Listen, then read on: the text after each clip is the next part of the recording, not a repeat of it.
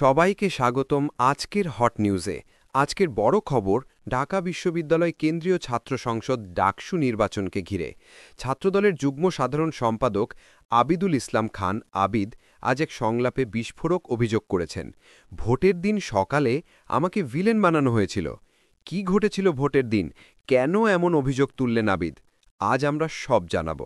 ভিডিওটি শেষ পর্যন্ত দেখুন, কারণ শেষের দিকে রয়েছে আপনার মতামত জানানোর আহ্বান।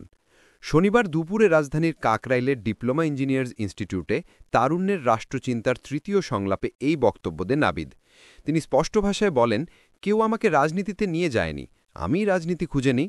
গেস্ট রুমের তিক্ত অভিজ্ঞতা থেকেই আমি ছাত্রদলের রাজনীতিতে আসি। এরপর ডাকসু নির্বাচন প্রসঙ্গ টেনে তিনি বলেন, ভোটের দিন সকালে আমাকে ভিলেন বানানো হলো। রিটার্নিং কর্মকর্তাই সাংবাদিকদের বিভ্রান্ত করেন।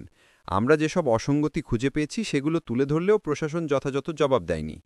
আবিদ আরও বলেন, আগের মতো সহিংস রাজনীতিতে না গিয়ে ছাত্রদল এবার নতুন সংস্কৃতি ও ইতিবাচক পথে এগিয়েছে। তার দাবি ২০২৫ সালে নির্বাচন নিয়েও প্রশাসনের উচিত পুনর্বিবেচনা করা। তিনি শিক্ষার্থীদের প্রতিশ্রুতি মনে করিয়ে দেন, আমরা নির্বাচনী ইশতেহারে ১০ দফা দিয়েছিলাম, জয় বা পরাজয় মুখ্য নয়, সেই প্রতিশ্রুতিগুলো বাস্তবায়নই আমাদের কাজ চলমান থাকবে। এই বক্তব্যের মাধ্যমে তিনি স্পষ্ট করেছেন, ডাকসুর নির্বাচন নিয়ে যে প্রশ্নগুলো শিক্ষার্থীরা তুলছে তা অযৌক্তিক নয়। দর্শক বন্ধুরা, ডাকসুর এই নির্বাচন বাংলাদেশের ছাত্র রাজনীতির ভবিষ্যৎ নির্ধারণ করতে পারে। আবিদের এই অভিযোগের পর প্রশাসন কী পদক্ষেপ নেবে সেটাই এখন দেখার বিষয়।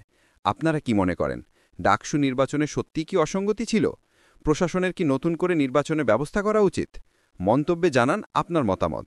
ভিডিওটি যদি গুরুত্বপূর্ণ মনে হয় একটা লাইক দিন, শেয়ার করুন যাতে আরও অনেকে জানতে পারে, আর নতুন নতুন আপডেট পেতে আজকের হট নিউজ চ্যানেলটি সাবস্ক্রাইব করুন।